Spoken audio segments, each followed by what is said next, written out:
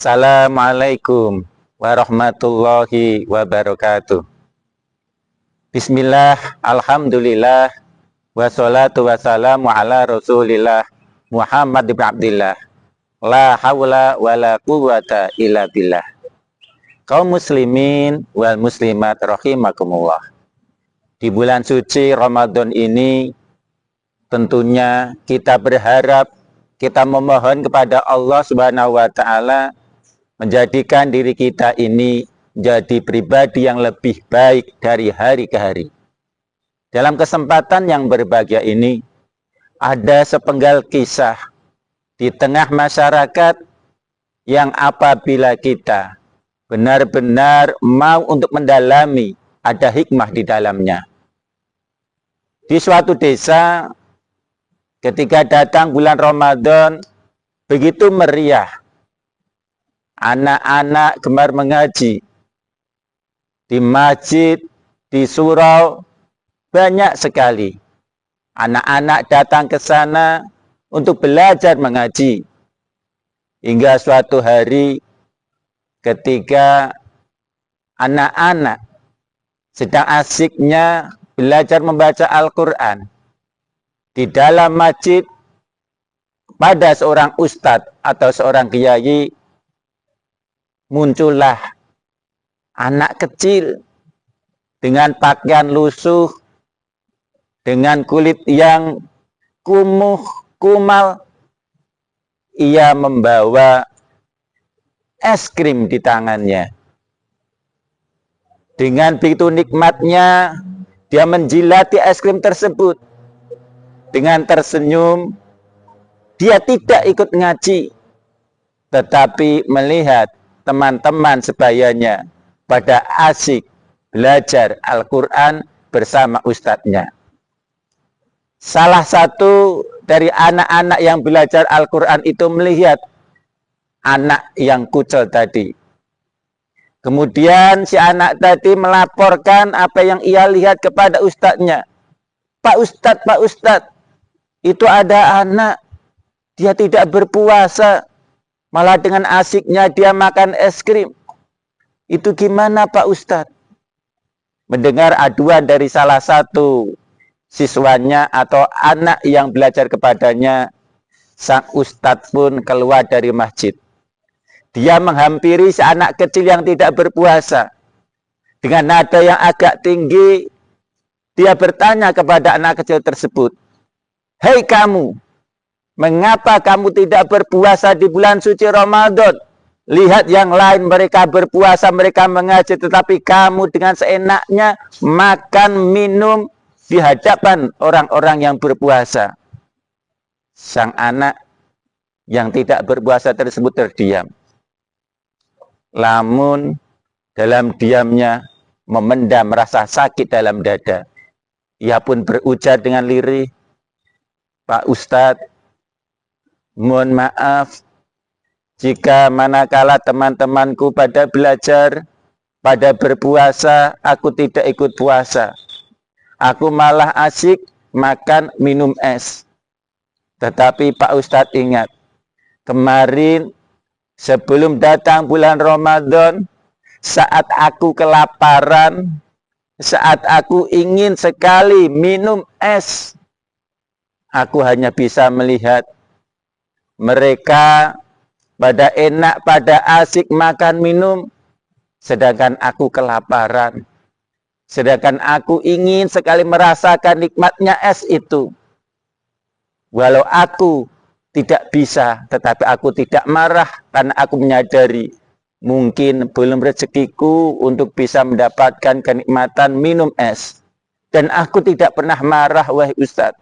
Tapi kenapa saat aku bisa menikmati es ini, kalian malah marah kepadaku? Bukankah es ini memang untukku dan kalian saat berpuasa? Janganlah menyalahkan aku ketika ada rezeki bagiku. Karena kemarin ketika kalian makan minum dengan asiknya, aku tidak menyalahkan kalian. Mendengar jawaban Ustadz, mendengar jawaban dari si anak tadi, si Ustadz merasakan Ada yang bergejolak dalam hatinya. Ia beristighfar, astagfirullahaladzim, ya Allah, betapa egonya hambamu ini. Manakala kemarin ada anak yang kehausan, kelaparan, kami diam saja. Mereka kehausan, menahan lapar, tidak tahu kapan akan makan dan minum. Tapi kami yang hanya menahan 1 hari saja, yang insya Allah ketika maghrib sudah bisa berbuka puasa, melihat orang tidak berpuasa, timbul kemarahan dan timbul kebencian. Kejadian ini membukakan pintu hati pada sang ustadz, bahwa sesungguhnya yang namanya berpuasa, itu bukan hanya menahan lapar, dahaga saja, tetapi mendidik jiwa kita untuk berempati kepada orang lain. Bagaimana merasakan laparnya orang lain, bagaimana penderitaan orang lain, dan kita diharapkan menjadi sosok manusia yang lebih bijak, karena sesuai dengan apa yang disampaikan oleh Allah, tujuan kita dalam berpuasa adalah untuk menjadi orang-orang yang bertakwa. Kaum muslimin rahimakumullah, hati manusia itu bisa kotor, jiwa manusia bisa kotor, sebagaimana tubuh manusia itu juga bisa kotor. Dan merupakan naluri, fitrah dari manusia itu mencintai, menyukai kebersihan. Manakala manusia melihat lingkungannya kotor, dia akan merasa resah, dia tidak nyaman. Pun begitu pula ketika pada jiwa manusia terdapat kotoran, terdapat hal-hal yang bisa menyakiti orang lain, maka sebenarnya itu bukanlah suatu hal yang baik. Kebersihan, sebagaimana yang kita ketahui, adalah sebagian dari iman. An-nadhafatu minal iman. Dan manusia tentu sangat suka akan kebersihan. Lantas, bagaimanakah manusia itu agar bisa bersih? Kalau itu pakaian yang kotor, tinggal kita cuci. Rendam air, masukkan deterjen, kucek. Insya Allah akan bersih. Manakala lantai rumah kita kotor, kita tinggal ambil sapu, kita sapu, bersih. Kita pel, bersih. Tetapi sebenarnya yang kotor itu bukan hanya baju, bukan hanya lantai, bukan hanya halaman. Yang kotor itu kadang harta kita, kadang lidah kita, kadang hati kita, dan kadang jiwa kita. Oleh karena itu, seharusnya bagi diri kita untuk senantiasa berusaha untuk membersihkan apa yang ada dalam hati kita. Saat hati kita kotor, maka salah satu cara kita membersihkannya adalah dengan berzikir. Saat harta kita kotor, kotor dalam artian itu tidak benar-benar halal, maka cara kita membersihkannya adalah dengan berinfak, dengan berzakat.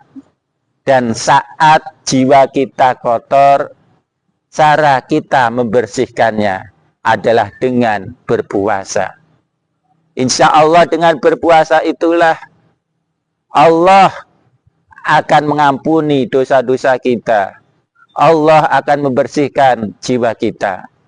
Dan dengan kita berzikir kepada Allah, ingat kepada Allah saat pagi, saat siang, saat sore, saat malam. Ketika kita ingat kepada Allah, maka hati kita akan bersih, hati kita akan bening. Dan tatkala hati kita bening, kita akan dengan leluasa, dengan ringannya untuk melakukan amal-amal kebaikan. Kita dengan semangat untuk melaksanakan sholat, untuk menunaikan ibadah-ibadah yang lain. Hati kita akan terbuka untuk menerima suatu kebenaran. Tapi manakala hati kita kotor, manakala dalam hati kita banyak sekali penyakit-penyakit, maka itu akan sulit bagi kita untuk menerima suatu kebenaran. Kaum muslimin rahimakumullah. Maka sebenarnya apakah puasa kita di bulan suci Ramadan ini sukses atau tidak, bisa kita lihat bagaimana sikap kita, bagaimana cara kita berbicara, bagaimana kita bersikap kepada orang lain. Manakala bulan Ramadan itu sudah usai dan kita masih bisa menjaga nafsu kita dari hal-hal yang penuh kemaksiatan, maka insya Allah puasa kita berhasil dan kita akan menjadi orang yang lebih bertakwa. Namun ketika puasa kita ternyata tidak membawa perubahan setelah habisnya bulan Ramadan, maka sungguh nilai ibadah puasa kita belum bisa mencapai derajat yang tinggi di sisi Allah Subhanahu wa Ta'ala. Oleh karena itu, marilah saat bulan suci Ramadan ini belum selesai, kita berusaha sebisa mungkin untuk memaksimalkan ibadah suci di bulan Ramadan ini, yang semoga menjadikan diri kita dari hari ke hari menjadi lebih baik. Akhirnya, kebenaran dari Allah dan kesalahan itu mutlak dari hambanya ini. Wallahul muwaffiq ila aqwamit thoriq. Wassalamualaikum warahmatullahi wabarakatuh.